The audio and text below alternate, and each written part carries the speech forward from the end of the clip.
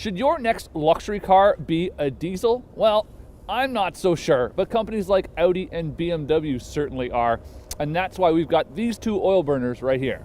You may be skeptical, but I'm sold, especially when it comes to the Audi A6 TDI and the BMW 535D.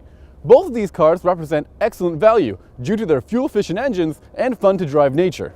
But they are expensive, even for mid-sized luxury sedans. So, which one is better? And is diesel really refined enough for your next luxury car? Let's find out.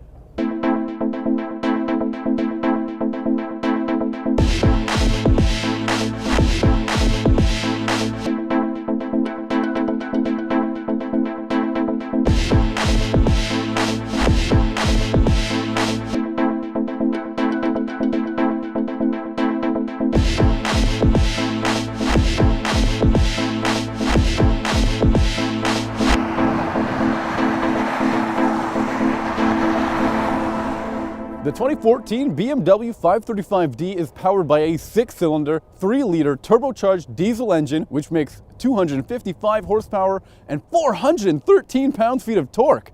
Helping this car sprint to 60 miles per hour in 5.7 seconds, our model also features BMW's xDrive all-wheel drive system. But you can get a rear-wheel drive model if you want to save some money. The 535D uses an 8-speed automatic transmission, which helps this all-wheel drive model get 26 miles per gallon in the city, 37 miles per gallon on the highway, and 30 miles per gallon combined. Right now we're seeing 29.5 miles per gallon. Starting at $57,525, rear-wheel drive 535Ds cost just $1,500 more than their gas-powered sibling. This all-wheel drive model adds an extra $2,300 to the price, while our generously outfitted model costs $73,600. Can you hear that? Of course you can. That's because even the finest German engineering can't make a diesel engine sound any quieter than a tractor. It is, however, an impressive power plant. The 3-liter turbo diesel V6 making 240 horsepower and a serious 428 foot-pounds of torque. Now it gets 24 miles per gallon in the city and a very impressive 38 miles per gallon on the highway for 29 miles per gallon combined. In real-world testing, we're averaging 27 mpgs. What's really impressive is that it'll also do 0 to 60 in just 5.5 seconds. While the A6 starts at $43,100, a TDI model will run you $57,500 to start. However, our test car is well equipped and comes all the way up to $76,500. Now, in case you can't tell, the polar vortex is frost biting my face off. So enough about German engineering, and let's get inside and talk about German luxury. In case the performance numbers didn't tip you off, the price tag should have. These aren't entry-level models like, say, the Mercedes-Benz E250 BlueTEC.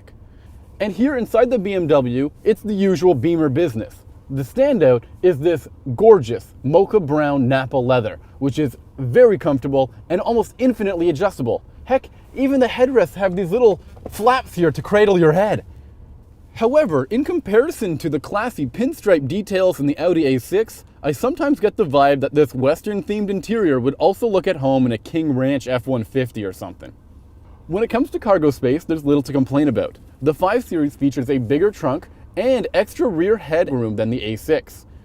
And those rear seat passengers will appreciate features like the heated seats back there, especially on a freezing day like today. Inside, this excessively well-equipped Audi A6 is very nice, but one item that really takes the cake in here is the trim on the dash and here on the center console. I mean, it looks like one of Audi CEO Rupert Stadler's finely tailored pinstripe suits. It really sets the interior of this car ahead of the BMW.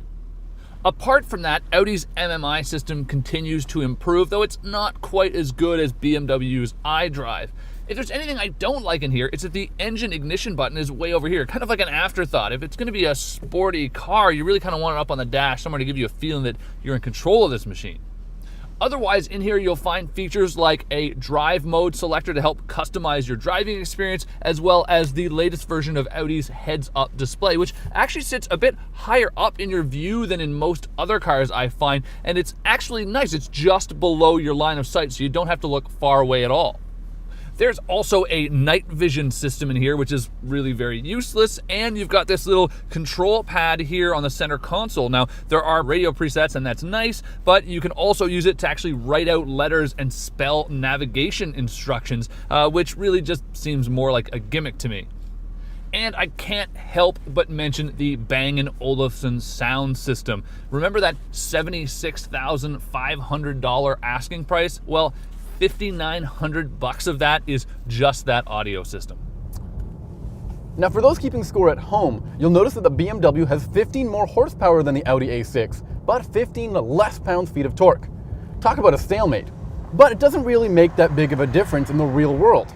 Now manufacturer-provided data says that the A6 is faster to 60 than the BMW. But really, 0.2 of a second difference isn't going to be noticeable on the street. Now the engine in this BMW is far more refined than the one in the Audi. And there's virtually no turbo lag, there's tons of torque available down low. You're really going to enjoy this no matter what. And if it was my money, I'd really pick this over the 4 or 6 cylinder versions of the 5 Series. I mean really, the value is all there. You're just paying $1,500 more for the diesel engine, and you get significantly better fuel economy. But we have to address the V8 that's also available in the 5 Series. If you can afford that, I'd go for it, because it also means you can pay up for the fuel. Now, even though this has a diesel engine and weighs way more than 4,000 pounds, it still feels like an executive sports sedan. You just flip this dynamic driving controller into Sport or Sport Plus, and the car feels very responsive. And I absolutely love the direct feel of this heavy steering. It's awesome. The good news is that when driving this car, you don't hear the diesel. Although the bad news is you do feel it. It kind of rumbles through the chassis like a train past a cheap motel. It's most noticeable on the downshifts, especially from speed. When you slow down, every single time the transmission gears down, it just sends this shudder right through the entire car. At least with all that shaking and rattling, there is plenty to get you rolling as well. With all of that torque, it has great pull off the line. Still, it's not quite as satisfying to drive as the gasoline supercharged V6, which, by the way, costs $2,400 less to buy and is actually faster to 60 miles an hour, doing it in just 5.3 seconds. The A6 still feels like a large car. In fact, it feels bigger than the midsize and more like a full-size sedan. Now, the nice thing is they've actually added a lot of stuff to make it sporty. It's got that sport suspension on it, it's got large 20-inch wheels and low-profile tires, so as a result, it doesn't have a lot of body lean in the corners. But at the same time, it still just feels really big, and you do get the downside of that sport suspension when you go over some bigger bumps. You really feel those big thuds through the car. Otherwise, I do take issue with the car's variable steering system. Much like pretty much every other Audi on the road, it is a bit unnatural feeling, especially at low speeds. I find that when you go around a corner, you're driving in suburbia or in the city, the car seems to almost increase the rotation when you haven't added any more steering into it. And it's just sort of a bizarre feeling, and one that I've never really liked about Audi's steering system. So Colm, are you a diesel convert yet? You know, Team Audi has won the 24 Hours of Le Mans numerous times with a diesel engine under the hood of their race car. If it's good enough for Alan McNish and Tom Christensen, surely it's good enough for you. I don't need to be convinced of the power. For me, it's more an issue of refinement. And in particular, the Audi just doesn't live up to my levels of expectation. Now, I'm not saying it's bad. I'm just saying for 70,000 bucks, it better be more than good. And for that price, do I really care about fuel economy anyway?